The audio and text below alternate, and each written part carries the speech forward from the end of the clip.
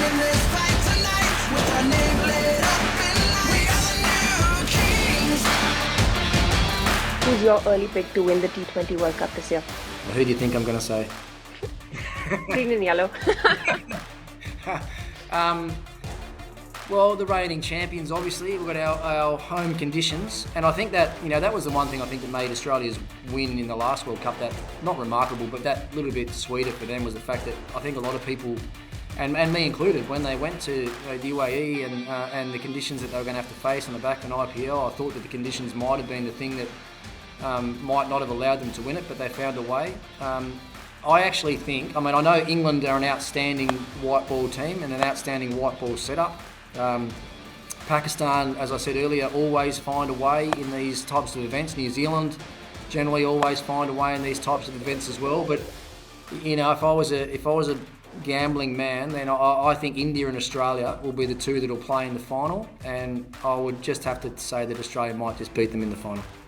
Waqar Younis fancies Pakistan's chances to go all the way during this T20 World Cup, given on how they're currently placed. What do you make of that?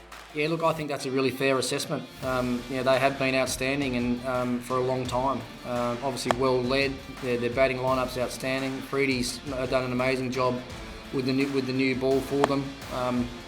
So look, there's no reason why not. But I just think if I just look at and I'm not taking anything away from Pakistan or any of the other teams. I just think the three teams on paper that look to have the most class and the most match winners would be India, Australia and England. So, and as I said, that's not discounting anybody because, I know the game too well that any of New Zealand, Pakistan, West Indies even, and we know how they tend to and love playing this game, but are probably most suited to the T20 format. So it wouldn't surprise if any of those sides I mentioned there found their way through to the final.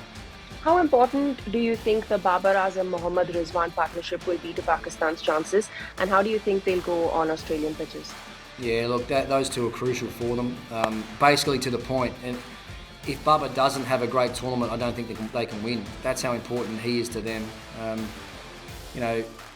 I saw him sort of up close and personal a couple of years ago out here in a test series against Australia. I said then that I thought the sky was the limit for this guy as far as that was test match batting. I think even then he might have been the highest ranked T20 batsman in the world at that stage a couple of years ago, and he certainly, if anything, has probably got better and better the last couple of years. So those two are very, very important.